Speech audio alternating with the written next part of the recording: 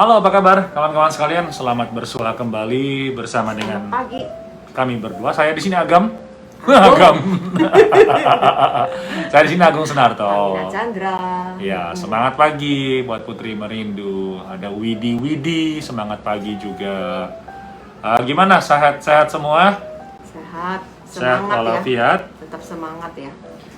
Sepertinya pandemi ini makin kritis saja, makin memanas saja. Termasuk di Indonesia, termasuk juga di mana-mana ya. Jadi teman-teman, untuk di Taiwan, untuk siaga 3-nya tetap diperpanjang hingga 12 Juli. Jadi teman-teman wajib patuhi protokol kesehatan. Harus. Selalu menjaga kesehatan ya. Harus ya, harus ya. Kayaknya beberapa hari ini kalau sore hujan ya. Sore hujan. Ya. Ya. Sampai minggu depan. Begitu nggak dikasih hujan, Kering. nggak kurang hujan air. mulu gitu, kurang naik. Sekarang kelebihan. Hujan terus. Ada beberapa tempat yang banjir. Iya, sampai banjir gitu loh. Iya. Tapi nggak apa-apa lah ya, daripada kita kekurangan air, betul nggak sih? Ya, daripada kekurangan air. Oke guys, kita ngomongin dulu nih langsung kasus dulu deh ya. Ini gue berasa nih, kalian pernah dengar nggak sih kasus beginian? Aku nggak tahu nih. Pernah dengar nggak ada kasus, ada orang Indonesia, dia itu tawarin kerjaan kaburan, kerjaan gak resmi di wilayah mana nih ya? Di Ini juga wilayah termasuk human trafficking ya. di Fongsan ya, Fongsan tuh Kaohsiung ya. Oke. Jadi di daerah Kaohsiung nih, terus sudah gitu kerjaannya itu apa ya? Jalan-jalan aja. Enggak, jadi dia tuh jadi Nemenin orang. kakak beradik ya, kakak beradik. Terus kakak beradik ini cewek ya, kira-kira usianya hampir 40-an. Mereka menikah di Taiwan. Iya, mereka menikah dengan orang Taiwan. Kemudian sampai di sini dia itu bilang bisa bantu ngurusin kerja resmi, Ya, surat kerja resmi, tiket. terus tiket pesawat. Tapi ternyata begitu orang itu sampai di Taiwan, dia itu malah mempekerjakan secara ilegal, maksudnya kerja di tempat-tempat misalkan konstruksi ya.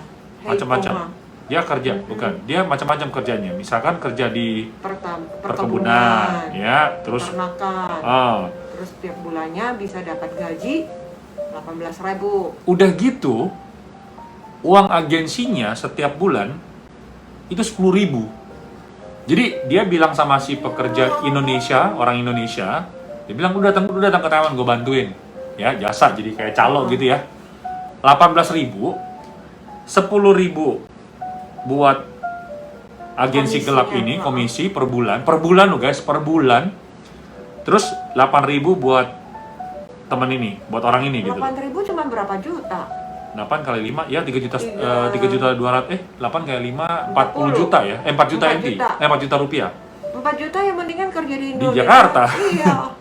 Terus udah gitu dia mereka ini disediain mes ya, tapi mesnya mungkin rame-rame kali ini, nggak tahu lah ya.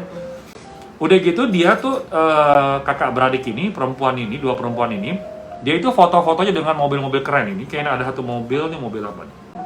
Ini mobil kuda apa? Mustang, ya Mustang. Terus sama BMW. Foto sama BMW. CAD nih. Itu mereka itu sukses banget gitu ya.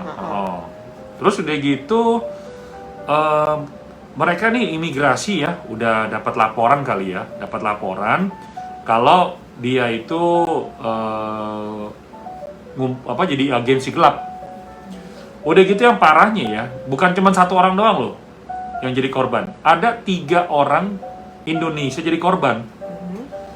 Terus udah gitu pas lagi diajakin dilakukan BAP ya, si teman-teman kitanya 3 orang ini, orang Indonesia yang lewat dia, itu sedih, dia bilang aduh gua pada kesini tuh mau nyari uang, tapi ternyata sampai di sini kerjaannya seperti ini, gajinya kepotong dan segala macamnya gitu loh. Iya. Belum lagi mereka udah terlibat dalam kasus ilegal ya.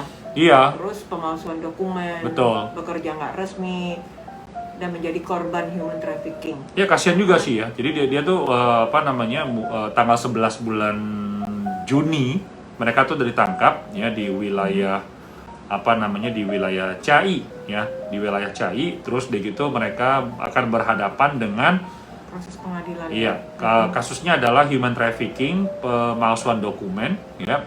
Dan begitu ya itulah kira-kira seperti itu guys kasusnya. Jadi sebelum masa pandemi Amina juga ada sih ya teman-teman yang dari Indonesia, mereka menanyakan, katanya bisa nih saya datang ke Taiwan, yang penting itu bisa dapat visa dulu. Yang penting dapat visa, makanya dia berupaya keras untuk mendapatkan orang yang bisa menjamin dia datang ke Taiwan, baik itu berlibur. Sebenarnya lebih banyak datangnya dengan menggunakan visa turis. Betul. Nah, setelah datang ke Taiwan ditemui agen seperti ini, agen ilegal ini, mereka memperkenalkan dia pekerjaan, memberikan dia tempat tinggal, kasih dia pekerjaan, tapi komisinya itu tinggi sekali. Iya, gila, bayangin loh guys, kerja gaji 18.000, 10.000 diambil sama 60%. Iya, parah. 60% diambil sama parah banget agennya. Ya. Dan ini sama-sama orang Indonesia. Ya mungkin sama-sama orang Indonesia baru bisa gitu kali ya. Kan bisa kan ngerti. Kan percaya, ngerti sama, apa? Lagi pula kita percaya, pikirnya orang sekampung nih, tanpa dia aku nggak bisa dapat kerjaan gitu. Jadi sama-sama sama-sama orang Indonesia, terus udah gitu komunikasi lebih gampang, malah jadi korban penipuan gitu. Jadi inilah kejadian yang ada di wilayah selatan. Ya. Jadi kalau misalnya kamu nih teman-teman ya, yang mungkin sekarang udah kemungkinan terjadi mungkin ini kali ya. Kecil kali kan lagi pandemi ya. Jadi dari Indonesia mau masuk ke Taiwan pun juga susah gitu loh. Tapi ini kejadiannya kan dari tahun kemarin ya, terjadinya gitu loh. Jadi kalau misalkan kalian ini ada teman, mungkin saudara ditawarin bilang, mau berangkat ke Taiwan kan nih, gue ada jalurnya. Hati-hati tuh, ya, hati-hati. Kasihan lo, bener lo. 18.000, 10.000 dipotong agensi, 8.000 dia simpan sendiri. Ini parah sih menurut gue. Ini pelajarannya mahal sekali ya. Jadi teman-teman juga hati-hati sih ya. Mungkin setelah nanti pandemi ini usai, kita yang juga sudah bebas ke luar negeri bekerja, ya hati-hati aja. Beneran gitu. Hati-hati. Jangan cuma mendengarkan, bisa calling visa. Apa itu calling visa? Diperjelas dulu. Iya. Bener nggak? Terus perusahaan ini bener nggak dia bisa merekrut? Iya. Soalnya banyak yang merasa bahwa setelah datang ke Taiwan kerja apa aja oke. Iya. Pikirnya seperti Indonesia, saya warga Indonesia, saya mau bekerja di Indonesia juga oke.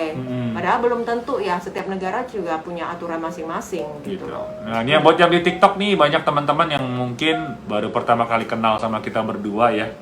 Terus gitu mungkin tahu, nih dari Taiwan tuh. Kak, ada kerjaan di Taiwan nggak? Itu sih sering banget DM ke TikTok ya.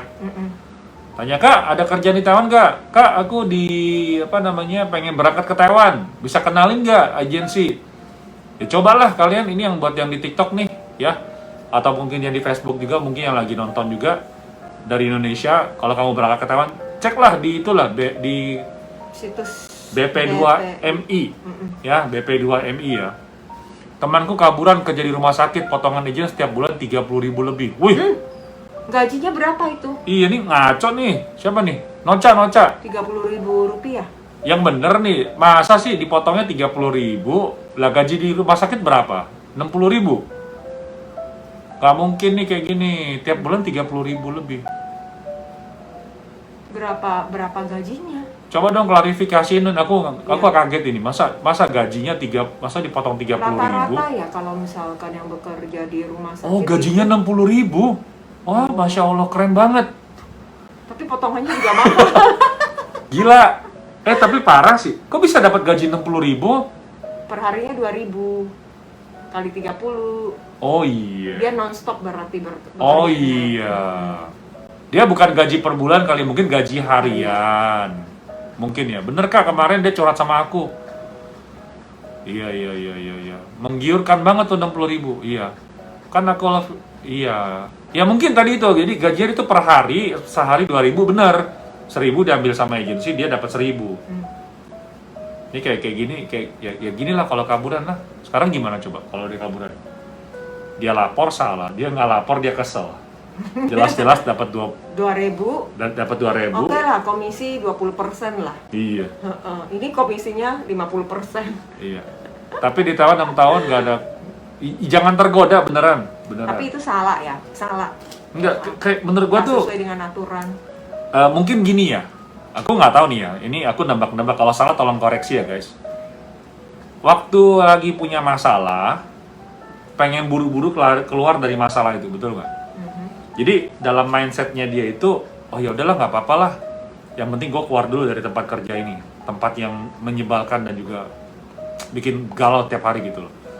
Terus begitu ada yang nawarin, ya udah gini aja deh kak, misalkan ditawarin, mau nggak aku tawarin kerjaan di rumah sakit sehari 2.000, terus udah gitu kamu dapat 1.000, aku dapat 1.000, mau nggak? Mau. Nah, karena tadi tuh mindsetnya itu dia lagi mikir, yang penting gue keluar dulu deh. Terus dia hitung-hitung nih.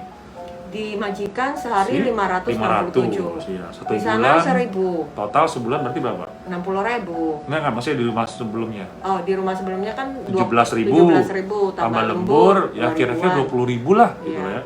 Belum lagi nggak bisa bebas, nggak bisa main HP. Ini ada nawarin nih 30.000, duitnya lebih banyak, terus dia gitu lebih bebas. Ya udahlah, keluarnya kabur deh. Dia kabur nih. Iya. Terus begitu kabur, dia mulai kerja, kan orang pasti kan jenuh juga kan, capek. Terus dia mikir, Terus nggak bisa istirahat sama, tapi dia bilang nggak apalah, daripada gue balik ke tempat yang dulu cuma dapat 20.000, sama-sama nggak bisa istirahat, gue dapat 30.000, lebih banyak 10.000. Nah udah berjalan, terus dia mikir lagi, gimana ya, kok gue dapat gaji dari majikan 60.000. iya 60.000, dia kasih gue 2.000. Aku terimanya cuma 30.000, wah 30.000 dapat sama agensi, wah dia mulai banding-bandingin, sialan. Gua kerja mati-matian, lu enak aja dapat 30.000, nggak usah ngapa-ngapain. Nah, udah mulai deh. Nah, ini aku lagi nebak aja, nggak tahu benar nggak, pemikirannya begitu. Jadi guys, permasalahan itu biasanya muncul pada saat kamu lagi kepepet atau kamu lagi jenuh. Jadi kalau misalkan kamu udah mengambil keputusan, beneran dipikir-pikir dulu sebelum kamu ngambil. Terus kalau udah ngambil keputusan, ya udah dijalanin benar-benar dengan ini. Beneran, kalau nggak kamu bakal bisa... Tapi resikonya juga harus nanggung sendiri. Iya, betul. Kita bukannya nganjurin kalian kabur ya, enggak ya, bener ya, bukan. Jadi beneran dipikir baik-baik sebelum lu milih, lu jadi ilegal, kabur dari majikan, lu jadi ilegal di Taiwan. Beneran, banyak orang tuh yang kabur tuh akhirnya nyesal. Kalau bisa diulang lagi, dia nggak pengen kabur. Beneran. Karena mungkin kalau misalnya dengan tidak kabur, dia bekerjanya lebih tenang. Iya. Satu, lebih tenang. Kedua, dia dapat fasilitas apapun ada. Seperti kalau misalnya dia sakit, bisa berobat dengan menggunakan askes. Kalau yang di pabrik masih dapat asuransi tenaga kerja. Iya. Terus kalau misalnya dia udah kepergok, ketangkap, pengen kerja lagi, ya nggak bisa. Betul. Nah jadi ini ada yang bilang nih, orang tua sering bilang nih kak, katanya si siapa nih namanya, Aichan. Kalau mau kabur mendingan pulkam. Bener, gue setuju banget. Seperti kondisi ini dia merasa galau, merasa tertindas ya. Tapi dia nggak bisa tertekan. melapor. Dia gimana mau lapor? Iya. Lu mau lapor bisa, tentu boleh, tentu bisa. Tapi pada akhirnya adalah resikonya, ya lu pulang. Kembali lagi kan, lu mesti mikir lagi nih. Gua lapor, akhirnya pulang, atau gua bertahan di sini, atau gua pindah lagi majikan. Kan itu kan pertimbangan. Ini gue punya logika itu, gue nggak tahu logika gue benar apa enggak. Kalau salah tolong dikoreksi. Jadi makanya kembali lagi, lu ditawarin lagi nih pemikiran untuk ambil keputusan. Lu mau kabur, mau lapor, atau mau bilang lu tolong pindahin gue ke rumah sakit lain deh. Atau kamu lu negosiasi lagi sama si agensi, lu jangan 1.000 lah, lu 500 aja lah gitu. Tapi jujur aja, apakah dia mau? Aku cari orang lain. Jadi nyari lagi kaburan yang lain. Tawarin lagi, ini ada yang 30.000 nih. Jadi si agensi gelap ini, dia tuh nggak bakal kehabisan sumber. Nggak bakal kehabisan pekerja kaburan. Nggak bakal kehabisan. Bilang, kamu mau nolak, kalau gitu aku naik ya komisiku ya. Iya, lu malah diancem. Ya, tadi kan potongnya 1.000, sekarang 1.200 ya. Kamu dapat 800 ya. Lu mau nggak? Kalau nggak mau, gue nyari orang lain nih. Waduh. Nah ini makanya ini nggak pernah habis. Karena tadi itu kembali lagi kepada orang-orang yang orang lain yang lagi diurung masalah. Terus udah gitu pemikirannya, aduh gue capek banget di sini, gue kayaknya pengen keluar dari tempat ini. Ada yang nawarin lagi. Jadi ini udah kayak lingkaran setan, tau nggak guys? Ya, termasuk dari agensi mereka juga punya pikiran yang sama. saya tuh ngambil resiko loh untuk membantu kamu cari kerjaan loh. Gue bakal ketangkep juga. Kalau ketangkep juga, dendanya aku gimana? juga tinggi-tinggian. Betul. Jadi lingkaran setan ini nggak bakal habis, akan putus kalau kita nih benar punya akal sehat. Maksud aku akal sehat tadi tuh. Jadi sebelum lu ngambil keputusan, lu mau kabur, mau lari dari majikan, terus dia gitu ngerjain kerjaan ilegal, lu benar-benar mikir matang, dan lu akhirnya memutuskan untuk nggak kabur, itu akan putus mata rantainya. Tawaran godaan itu setiap hari pasti, godaan setiap hari ada guys. Kalau godaan nggak ada, ya dunia ini nggak ada diabetes. Coba kalau nggak ada diabetes, lu pagi-pagi bangun, sehat ya? Lu pagi-pagi bangun, mau beli ke toko sarapan, pilihannya banyak kan, ada teh manis, ada kopi manis, ada teh susu, ada teh tawar sama ada kopi tawar, kopi pahit, ya kan? Ada sandwich dengan salad doang, atau sandwich dengan ayam goreng, ikan tuna. Lalu pilih mana? Itu tiap hari godaan ada. Terus sampai mau tidur nih, tiba-tiba perut lapar. Pilihannya banyak, gue minum susu, minum air, atau makan ayam goreng cipai, minum cencuna. Godaan tiap hari ada sayang. Jadi jangan bakal habis-habisnya ya. Katanya si Mongol, kalau balik lagi ngomongin Mongol, jangan salahin setan. Kadang-kadang setan mesti sedih kali ya. Kok gue yang disalahin ya? Yang berbuat siapa? Yang nikmati siapa? Ini bercanda ya guys, nggak ada maksud apa. Gue cuma kadang-kadang komikan gitu kalau ngomong itu lucu bener. Iya, karena manusia masuk akal juga, selalu menyalahkan, nggak pernah menyalahkan diri sendiri. Iya. Ini leher kesel disalahin siapa? Bantal yang disalahin. Kalau nggak istri, kok taruh bantalnya gitu? Iya. Nggak agak tengah. Kok taruhnya ke pinggir begitu ya? Iya, istrinya tuh salah, istrinya taruh bantalnya itu di pinggir gitu, di tepi-tepi ranjang. Betul. Oke guys, kita akan lanjut lagi dengan obrolan lagi mengenai COVID-19 ya. Ini COVID-19 di Taiwan ada perkembangan baru nih. Semangat pagi buat teman-teman sekalian ya. Hahaha, dietnya besok aja kah? Iya, betul. Diet selalu terjadi di esok hari gitu. Kalau pabriknya bangkrut, apa bisa job pabrik lagi? Bisa. Tetap bisa ya. Nanti kita bakal ngomongin dulu juga soal pindah majikan. Sama itu ketentuan ini untuk biaya agensi, biaya service agensi guys. Yang himbauan dari Meta itu. Sebentar ya guys ya. Semangat. Wah, memori 2007. Waduh, lama banget Kak. 2007. Dimana kita masih imut-imut, masih tengil. Ingusan kali ya. Ingusan. Oke guys, kita lanjut lagi ya. Masih bersama dengan Agam, saya di sini Agung Sunarto. Kalian sedang menikmati acara Pertemuan Dua Hati. Yang dipersembahkan oleh Badan Pengembangan Ketenagakerjaan Kementerian Ketenagakerjaan di Taiwan. Yang disiarkan lewat Facebook, TikTok, dan juga radio. AK Formosa. Oke. Nah, kita ngomongin soal ini dulu nih, soal virus ya, virus Delta. Kenapa nama virus tuh keren-keren ya? Alpha, Beta, Delta. Gamma. Tapi kalau Gamma, jangan salah sampai Gamma.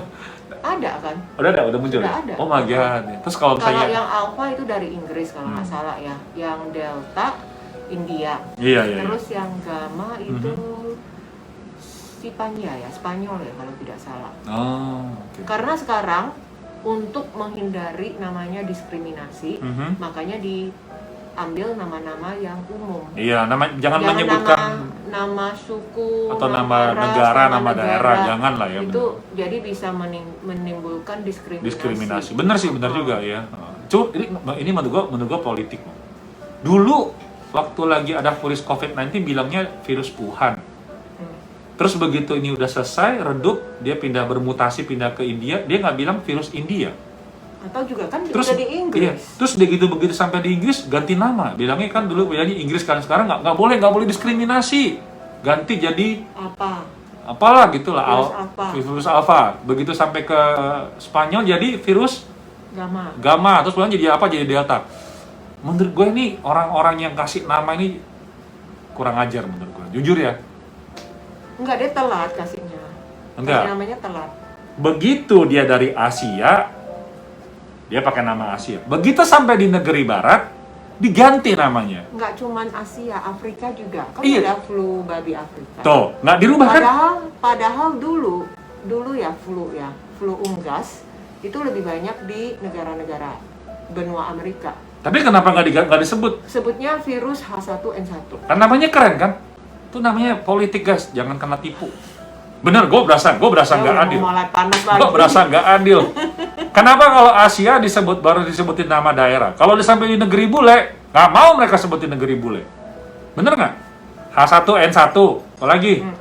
Alpha, Delta, Flu unggas, flu babi. Alah. Babi kena lagi. Gua kasih tahu, flu babi ya. Gini, lo tau nggak di Amerika tuh ada namanya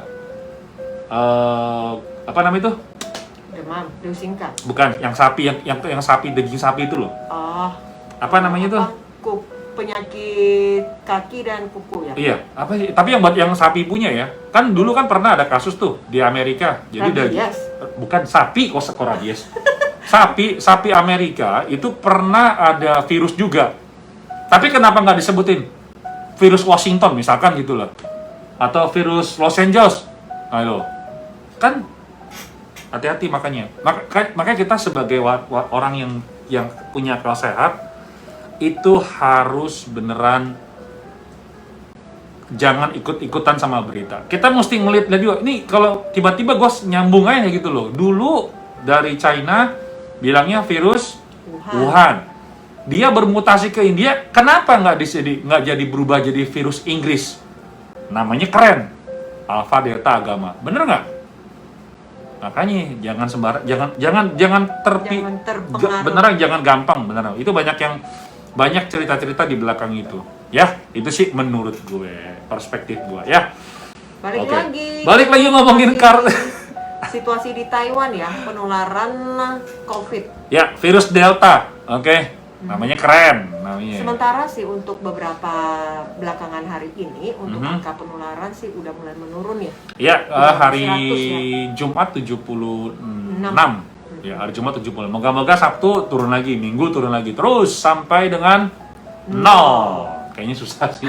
Soalnya kemarin harapan ya, setiap orang harus punya harapan. Kemarin di mana di Taoyuan, di rumah sakit apa namanya tuh? Lingsi. Iya, Kuochin juga kayaknya ada lagi veteran deh. Ya. Veteran. Itu juga kena lagi tuh. Kayaknya ada 30 deh yang apa? Terinfeksi. Makanya gitu. siaga 3-nya itu terus diperpanjang. Iya, memang sih banyak yang mengharapkan agar siaganya itu bisa turun ke siaga 2. Iya. Kalau bisa juga turunnya 2,5. Iya. Jadi ada sebagian pelaku usaha mereka bisa beroperasi. Tetapi karena melihat kondisi seperti ini, ditambah lagi kekurangan tenaga medis, makanya tetap diperpanjang. Tapi kasihan loh kalau misalnya kondisi seperti ini. Aku kemarin beli makan siang keluar. Itu gue liatin kan di daerah, kita tinggal di Chongli ya guys, di daerah Chongyan, Tashi sini rumah Universitas Chongyan. Itu dulu kan rame ya makanan di pinggir jalan tuh ya. Sekarang banyak banget toko-toko tuh sewa semua. Ya. Beneran loh. Tutup terus tempel sewa. Iya, tempel stiker warna merah. Kalau nggak dialihkan ya, atau disewakan gitu. Banyak banget loh. Satu baris kemarin ya, dulu waktu lagi sebelum bulan Mei ya, itu ini penuh rame. Sekarang kasihan bener. Terus ada toko boneka pencapit iya, boneka tutup. Sekarang kan nggak boleh buka. Nggak boleh, iya. Nggak boleh. Yang paling kasihan lagi itu yang biasanya kalian beli makan siang di depannya Insuan itu loh. Itu ada satu toko baru mau buka, sampai sekarang nggak buka-buka. Bukan, itu dulu toko obat, itu mau direnovasi guys. Jadi toko obat juga? Enggak, dia mau jadi warung makanan. Nggak berani buka. Kalau buka mau jual ke siapa? Karena nggak makan di tempat. Iya, nggak boleh makan di tempat. Makanya nih, aduh, iya. Kasihan banget. Nah, kita bisa bayangin ya, kalau kondisi seperti ini, kalian tahu kan di Indonesia sekarang kurang lebih 8.000 sampai 12.000 ya virusnya ya, yang terinfeksi ya. Udah gitu, yang di Jakarta sampai dengan 7.500 ya, 7.000-an lebih lah per satu hari. Gila itu sih, beneran. Terobosan baru. Jumlah yang sangat mengerikan banget ya. Ya. Waduh, kenceng banget. Sampai ditelepon nih, mau dimatiin nggak waker lu? Ya, jadi ya itulah virus Delta ini yang sekarang ini ternyata udah masuk ke Taiwan guys. Ternyata udah masuk ke Taiwan juga. Jadi kemarin itu di daerah selatan ya kalau nggak salah, Pintong ya kalau nggak salah ya. Di daerah Pintong ada seorang warga yang membawa virus ini dari Peru, guys. Oke. Nah, jadi sekarang nih dari pemerintah Taiwan sendiri, jadi pusat komando kemarin udah mengumumkan per tanggal 27 Juni ya, semua orang yang datang dari luar negeri itu harus ditempatkan di pusat karantina. Oke. Dan mereka harus dikarantina selama 14 hari ya. Udah gitu. Ini mereka harus tinggal di pusat karantina ya, bukan di hotel ya. Nggak boleh ya. Tempat yang sudah ditunjuk pemerintah. Iya, itu harus di situ karena mereka ingin menjaga agar tidak bocor gitu loh istilahnya. Ya. Nah, dari mana aja negaranya nih yang menjadi pusat yang harus diperhatikan? Yang pertama itu dari Brazil, India, termasuk Inggris, Peru, dan Israel, Indonesia, dan Bangladesh. 7 negara. Israel juga ya? Padahal Israel paling awal loh ya, seluruh warganya itu sudah vaksin. Hampir semua tuh vaksin. Mereka lebih cepat loh. Jadi nggak tahu lah, pokoknya kali ini 7 negara yang kita harus perhatikan adalah ternyata dalam listnya itu ada Indonesia. Ya kenapa ya? Habis Indonesia sekarang habis Lebaran banyak begini. Ya. Lagian kok bisa ya orang Taiwan keluar negeri? Oh enggak, mereka biasanya kadang-kadang itu mereka memang kayak diaspora Taiwan di luar negeri. Udah gitu mereka pulang. Itu ada. Kalau enggak mereka memang kuliah atau kan Taiwan kan banyak pengusaha-pengusaha yang mengembangkan bisnisnya keluar negeri kan, ya, buka pabrik. Gitu iya. Ya. Ataupun punya visa atau punya kartu permanen, izin permanen, mereka bisa ke luar negeri. Iya. Jadi gitu. Mungkin teman-teman ngikutin kali ya berita-berita banyak juga warga Taiwan yang naik pesawat terus ke Amerika untuk mendapat vaksin. Iya, gitu loh. Nah, jadi inilah yang memang teman-teman harus perhatikan ya. Ini virus Delta nggak main-main. Kemarin ada sempat diberitakan juga kalau penularan itu hanya butuh waktu 14 detik, guys. Ini yang Delta ya. Iya, hasil penelitian yang dilakukan di China waktu itu di daerah mana aku lupa provinsinya, dia bilang penularan ini hanya butuh 14 detik. Jadi, misalkan kamu pembawa virus nih ya. Kemarin tuh kalau nggak salah videonya begini ceritanya. Jadi ada ibu-ibu, dia tuh makan di restoran, kemudian ibu ini yang membawa virus ini ke kamar mandi atau ke toilet. Ke toilet, dihitung-hitung begitu keluar, itu kan ada CCTV-nya ya. China kan CCTV di mana ya? Di mana-mana. Terus dia gitu dihitung kira-kira 14 detik. Terus orang yang pernah ke kamar mandi itu keluar langsung kena 14 detik aja, guys. Ini sih makanya ya kenapa pemerintah Taiwan selalu bilang katanya di rumah aja. Beneran di rumah aja. Kita udah sebulan lebih ini nggak kemana-mana ya kalau 1 minggu ya. Ya tetanggaku balik ke Amerika karena mau vaksinnya. Nah, itu. Itulah orang punya duit sama orang yang nggak. Orang yang sedang-sedang aja. Iya, makanya jangan bilang, aku nggak suka jadi orang kaya, aku mau hidup sederhana. Ini kalau kayak begini, ayo. Siapa yang akan terselamatkan duluan? Jadi orang kaya, guys, jangan jadi orang miskin. Jadi orang miskin itu kalau lagi ada kesulitan kita beneran sulit. Oke, guys. Pertama. Apa? Orang yang pertama disulitkan. Iya sih. Kalau lagi enak orang kaya duluan. Kalau lagi sulit orang miskin duluan. Ya, gitu ya. Jadi harus cerdas harus kaya jasmani dan rohani. Ya, harus seimbang. Oke, jadi orang kaya itu bisa membantu banyak orang. Kaya itu jauh lebih baik, Kak. Betul. Karena kaya itu bisa membantu, selain bisa menolong sendiri, menolong orang lain tuh bisa. Beneran. Jadi hatinya pun juga makin kaya. Iya. Anaknya nenek juga pergi ke Amerika untuk vaksin. Nah, tuh kan. Coba kalau kita punya duit. Orang Indonesia juga ada loh. Ada lah. Ada. Sampai rame kan di bandara kemarin tuh. Orang yang berbondong-bondong vaksin ke Amerika. Ada juga yang Fauci tuh. Iya, satu kamar atau satu kapal di charter. Iya. Oke guys, lanjut lagi ya. Kita ngobrol-ngobrol lagi soal informasi nakar nih. Kita ngomongin dulu ini deh ya. Soal biaya agensi kami dah. Biaya agensi gimana nih biaya agensi?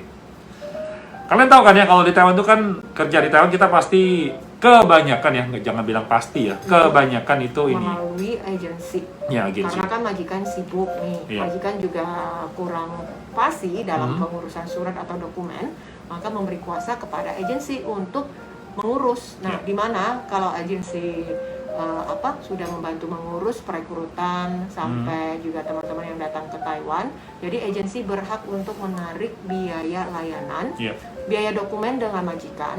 Kemudian untuk pekerja, agensi berhak untuk menarik biaya pelayanan kepada pekerja migran.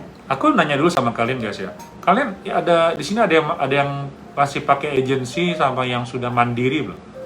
Mandiri maksudnya kalian udah nggak pakai agensi lagi ya, kamu udah nggak usah bayar bulanan lagi. Tolong diketik dong, kalau misalkan kalian masih pakai agensi, tolong tulis 1 ya.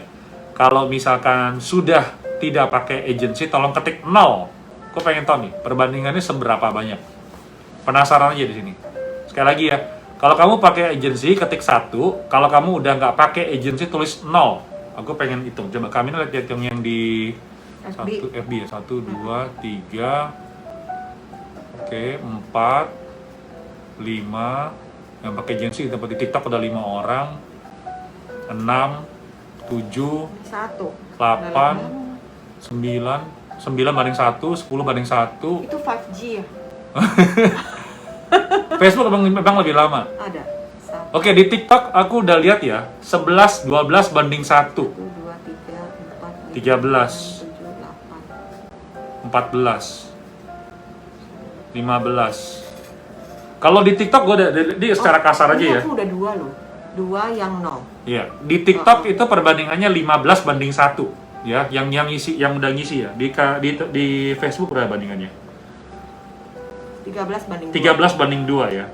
Oke. Jadi memang rata-rata masih pakai agensi. Menggunakan jasa agensi. Tapi aku penasaran sih, kalian kalau bisa pakai agensi itu alasannya apa? Apakah karena kebutuhan? Kalau kebutuhan tolong tulis 5 ya. Kalau kebutuhan tulis angka 5. Kalau karena majikan tulis 6. Oke? 5 karena kebutuhan, 6 itu karena majikan yang menentukan. Aku pengen tahu ini. Kebutuhan karena butuh agensi, jasa agensi. Kamunya yang butuh gitu loh. Kan saya kan kadang-kadang nggak bisa komunikasi sama majikan, butuh agensi untuk membantu menerjemahkan. Atau aku sendiri juga takut misalkan ketinggalan kelupaan untuk medikal, terus tidak bisa ngurus ARC, tidak bisa ngurus paspor, jadi juga membutuhkan jasa agensi. Oke, punyaku di TikTok 3 banding 1 ya, 3 karena majikan, 1 karena kebutuhan. Aku penasaran, kasih aku input dong guys, aku pengen tahu nih. Jadi 5 itu adalah karena kebutuhan, 6 itu karena majikan. Oke, 4 banding 2. 4 banding 2. 10 Jadi banding 1. 10 banding 1. Jadi 10 orang karena kebutuhan, 1 karena majikan ya. 5 banding 5, 6, 5. Oh, oke. Tapi di sini banyak juga yang jawab, bos nggak mau ribet. Aku di sini kira-kira 10 banding 8 banding 1 sih. 8 banding 1. Agensi nggak pernah datang, cuman ngurus ARC, medikal sama pasporan doang. Oke. Kebutuhan buat pulang cuti. Kenapa kebutuhan? Kalau mau cuti baru panggil agen. Oh, gitu ya? Kalau dia kerja nggak perlu, nggak butuh agensi. Dia sudah bisa komunikasi sama majikan. Iya. Iya sih, Kak Bos nggak ngerti apalagi kita. Oh iya sih. Iya. Oke, tapi ini apa yang survei yang kita bilang ini tidak bisa mewakili seluruh ini ya, seluruh pekerja migran di Taiwan. Karena beberapa 2 tahun yang lalu ya, awal tahun kemarin ya, yang katanya hapuskan biaya agensi ya. Aku mikir gini guys ya. Nah ini balik lagi nih. Ini harus kita coba telaah ya guys ya. Ada yang bilang katanya saya nggak mau bayar agensi, nggak perlu agensi. Oke, nggak perlu bayar agensi. Hilangkan biaya agensi.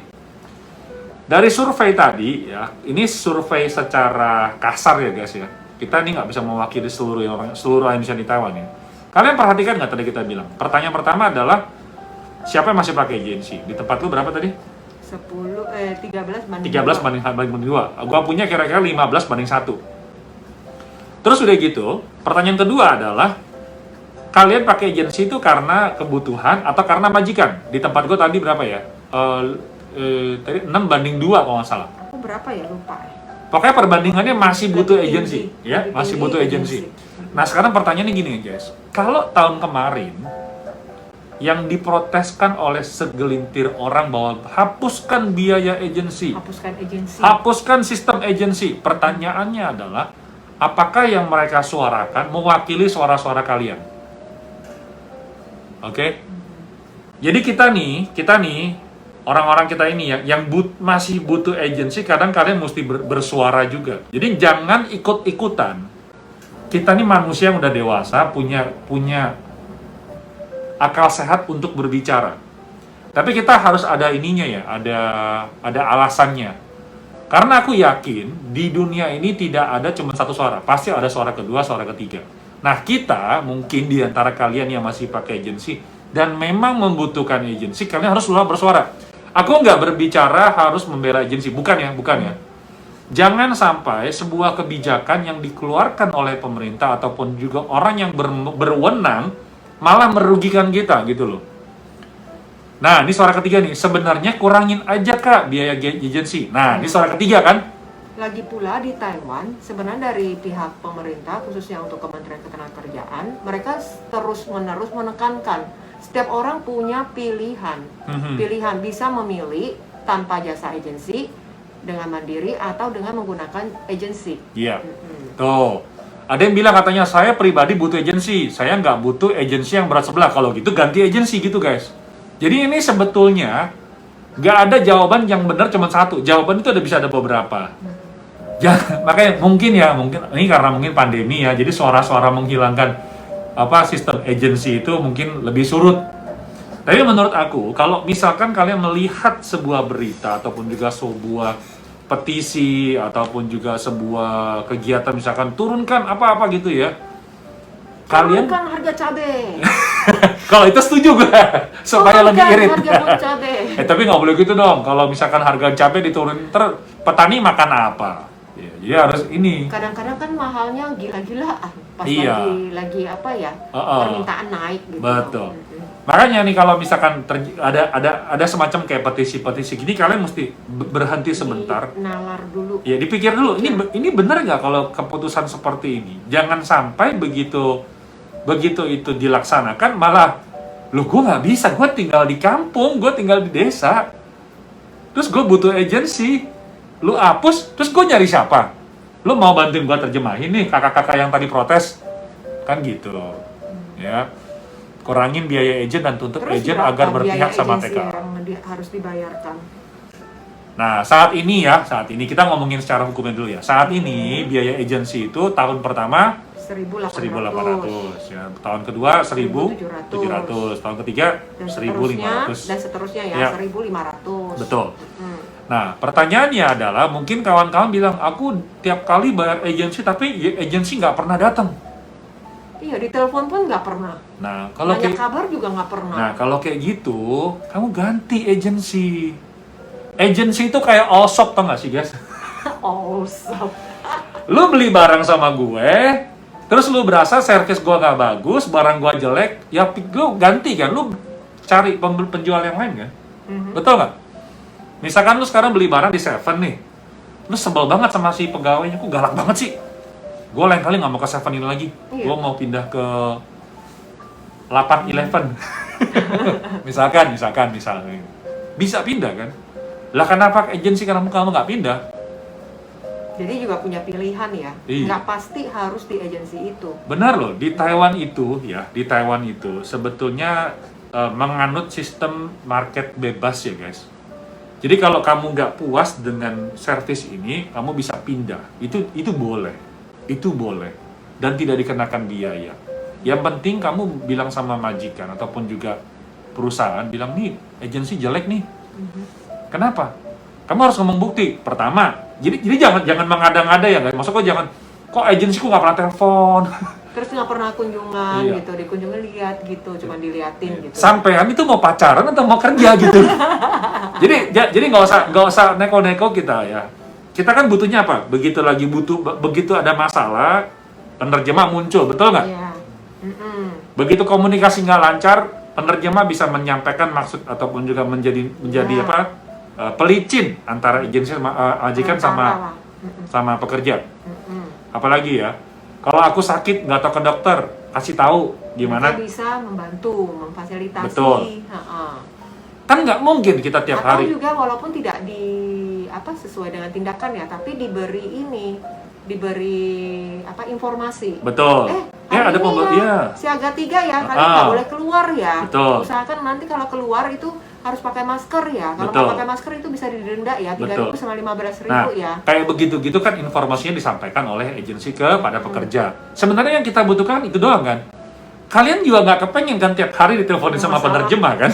Terus bermasalah sama majikan. Iya, kan? Tiap hari butuh penerjemah.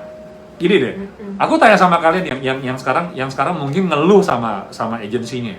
Kalian pernah pikir nggak, kalau misalkan setiap hari penerjemah kamu ataupun juga agensi kamu setiap hari telepon kamu dah? Ada yang suka kali penerjemahnya ganteng. Oh iyalah, gue 365 hari mengharuskan penerjemah tiap hari telepon. Setiap kali telepon 1 jam. Itu lowongan penerjemah pasti banyak. Gak ada yang mau jadi penerjemah Kak Agung. Gue bukannya gue sok tahu guys. Kalau dia lakukan seperti itu, nanti lama-lama akan bilang, lu bisa nggak sih jangan telepon, gue lagi nonton drakor nih. Pacaran aja bisa bosen. Ya, pacaran aja bisa bosen. Apalagi soal kerjaan gitu. Jadi gue balik lagi. Makanya ya kan, iya betul Kak, iya. Jo tahu nih katanya. Masuk akal juga. Jadi gini loh, selain kita bilang ya penerjemah itu nggak bertanggung jawab, agensi itu nggak mau peduli sama kita. Kadang batasan-batasannya itu kita sendiri harus tahu apa sih yang kita butuhin. Misalkan gue udah jelas-jelas punya masalah, si agensi responnya lambat. Nah itu lu boleh protes, ya kan? Terus dia gitu mau ke dokter ada siaga 3, kok gue nggak tahu, malah gue dapat informasinya dari Kak Agung, kan aneh gitu loh. Ya udah Kak Agung jadi agensiku aja. Ada yang setuju nggak gue jadi agensi kalian? Jadi kayak gitu guys. Kadang makanya dia bilang, agensi aku 1 bulan nggak pernah menghubungi aku. Pertanyaannya adalah, apakah dalam 1 minggu itu lu banyak masalah? Kalau banyak masalah, buruan ngomong. Tapi lu nggak ada masalah, kerjaan lancar, nggak butuh apa-apa. Ya. Terus lu minta agensi telepon. Karena kan saya bayar. Saya per bulan bayar 1.500. Iya betul, ya betul. Gitu, kamu yang telepon aja ke agensi. Iya, saya baik-baik aja. Iya. Saya nggak kekurangan di sini. Iya, gitu aja gitu loh. Kok nggak telepon saya gitu loh, seminggu sekali. Setuju Kak? Kak Agung jadi agensi aja. Dari look, aku bulan 4 perpanjang kontrak, bos sudah bayar sama agensi, tapi agensi masih minta uang juga sama aku. Terus aku harus bayar lagi nggak Kak? Perpanjang kontrak. Perpanjang kontrak kan jangan bayar lagi. Kan yang bayar, iya, perpanjang kontrak itu nggak perlu bayar guys. Yang bayar itu agensi gitu loh. Yang bayar majikan.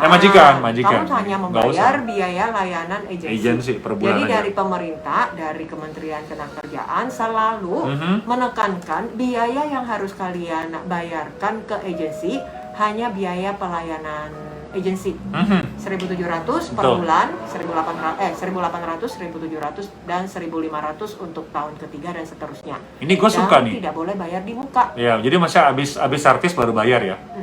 Agensi itu bagaikan obat ya, pahit tapi dibutuhkan, maka carilah obat yang cocok. Nah, betul. Ini gue suka nih dengan apa istilah atau juga ibarat ini. Jadi kita nggak usah apa ya? Ini sih perspektif gue sih guys. Ngapain sih kita meminta sesuatu yang sebetulnya kita nggak butuh gitu loh. Mana mungkin sih tiap hari lu minta agensi telepon lu, sebulan 2 kali 3 kali, terus apa yang mau diomongin? Beneran loh, apa yang mau diomongin? Ini menurut perspektif gue ya guys ya. Tapi kalau misalkan lu minta tolong nggak dibantu, nah itu gue protes. Ya. Atau misalkan agensinya itu lalai, misalkan lupa kasih tahu ARC-nya terlambat. Betul. Lupa ngaturin waktu medikal. Nah, itu yang agensinya bermasalah. Iya kan, kalau sakit kepala buru-buru kan cari Panadol. Iya betul. Cari agensi dulu. Masa lu tiap hari taruh Panadol di samping? Kan nggak mungkin. Enggak, saya telepon agensi dulu. Selesaikan masalahku, kepalaku sakit. Ini gue suka nih. Agensi itu sebagaikan obat, ya, pahit tapi dibutuhkan. Terus tadi Andi bilang, iya kok sakit kepala buru-buru cari Panadol. Lu nggak mungkin kan tiap hari di meja taruh Panadol. Siap-siap nih, kalau misalnya ada masalah dia harus gue makan. Enggak juga kan? Tapi kalau lu kalian bermasalah, ya lu sakit kepala, makan Panadol nggak bisa nyembuhin, lu ke dokter. Ya sama kayak agensi, lu punya masalah, lu telepon ke agensi nggak peduli, telepon ke 955. Nih agensi brengsek nih, nggak bantuin gue. Ini bedanya apa sih? Apa? Aku mendingan apa-apa bilang ke agensi daripada penerjemah. Oh mungkin dia bosnya Agensi dan penerjemah beda. Mungkin agensinya bosnya Sales gitu bahasa Mandarin, penerjemahnya mungkin agak dodol gitu, mungkin ya. Jadi carilah agensi yang cocok buat kamu guys. Riyadi katanya agensi aku selama 7 tahun tidak pernah telepon sama sekali. Ya telepon aja mas. Bro, apa sis? Nggak tahu namanya dah. Nggak beneran. Kalau lu butuh agensi, dia nggak telepon. Lu telepon dia bilang, kalau nggak pernah telepon gua sih, kenapa? Nggak apa-apa sih, kangen aja malu kan selesai. Dibikin lucu-lucu gitu loh. Jika ada persoalan, telepon agensi dan agensi cepat tanggap, itu udah senang banget. Nah itu kuncinya. Kata Putu, pengalaman aku kontrak pertama pakai agensi, majikan cerewet, tukang komplain. Agensi datang tiap bulan, selalu bawa penerjemah. Karena aku baru pertama datang ke Taiwan. Pindah agensi nggak gampang loh kak. Pengalaman aku, thanks God dapat majikan baik sampai sekarang nggak pakai agensi. Kita kasih tahu, pindah agensi itu memang nggak gampang. Tapi yang pasti kalau kamu sama majikan berasa memang ini agensi ini nggak berfaedah, kamu bisa pindah beneran. Ya, moga-moga terbuka ya dengan obrolan kita seperti ini. Kenapa harus butuh agensi dan kapan agensi itu bisa servisnya kita bisa pakai. Sekali lagi tadi kami udah ngomong sama kalian, biaya agensi itu tidak boleh dipungut di depan atau di muka, ya. Bayarnya begini nih. Ya. Kalian beli barang aja COD, betul nggak? Barangnya sampai baru bayar, betul nggak? Servis agensi juga seperti itu, ya. Jadi kalau harus. Kalau ada pungutan liar, bisa dilaporin. Laporin. Terus agensi kena denda? Kena denda 10 sampai 20 kali lipat, ya. Beli barang aja COD, service agency juga COD. Lu kasih gua layanan dulu, gua butuh, gua telepon, lu angkat, lu terbantu gua selesai masalah, akhir bulan baru gua bayar. Kalau gua telepon lu nggak pernah bayar, ngapain gua bayar agency? Itu haknya kita ya sebagai konsumen ya. Pelanggan guys, kita ini pelanggan, oke? Kalau misalkan ternyata agensi kalian ini tidak benar, nggak becus kata Kak Aminah, ya udah kamu diskusi sama majikan ini gimana sih? Gue minta tolong sama si agensi nggak pernah bantu. Ya, bisa mengut liar. Iya, kita pindah aja nih. Gue punya teman agensi ini, kita pindah ke sini aja deh bos. Ini orangnya baik nih. Saya kalau panhanhao. Ya udah, panggil agensinya baru, langsung proses pindah agensi. Jadi lama-lama agensi yang nggak benar-benar profesional dan juga mau membantu, ini kan bisnis manusia ya, jasa ya. Lama-lama akan mati dengan sendirinya. Di mana-mana kita ngomongin soal mutu ya. Produk ada mutu, servis ada mutu, jasa itu ada mutu. Ya, dan kita juga jadi orang yang bermutu. Oke guys, matur nuwun. Pamit dulu, semoga saja informasi bermanfaat. Salam sehat selalu ya. Salam optimis, sampai jumpa. Bye.